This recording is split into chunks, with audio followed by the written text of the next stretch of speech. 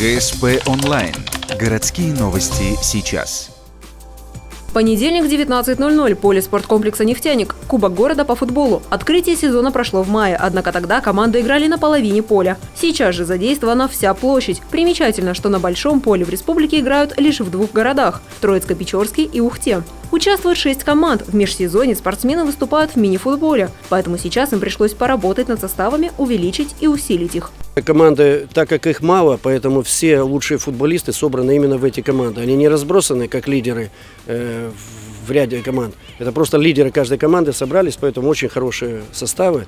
И каждая команда, я еще раз говорю, может выиграть. Сегодня играют фавориты турнира – УАВР, обладатель Кубка города прошлого года, и ССД. На кону не просто победа, но и шанс пройти в полуфинал. Проигравший выбывает из борьбы. Острые моменты возникают у ворот обеих команд, но первый тайм приносит преимущество газовикам. На 6-й минуте отличился Антон Лавров. В середине второй половины матча счет сравнивает Владимир Рожицын. Основное время оканчивается ничьей. У ребят было немного замен.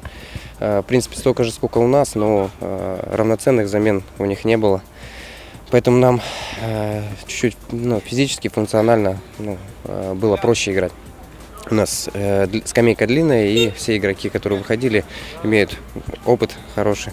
По регламенту соревнований дается 2 дополнительных тайма по 15 минут. Забить мяч удается на последних минутах этого времени. Автор гола Сергей Толпыга. Счет 2-1. Нелегкую победу одержал УАВР. Начало турнира. Игра понравилась. Все бились, ребята молодцы. УАВР сильная команда, в этом уже не один сезон лидером считается любого соревнования. Поэтому я считаю, достойно мы сыграли. ССД выбывает из борьбы за Кубок города. В планах подготовка к чемпионату. Ожидается, что к грядущему турниру произойдет усиление состава. Ухтинскую команду должен пополнить легионер из Бразилии. УАВР выходит в полуфинал, новый соперник – Ювента.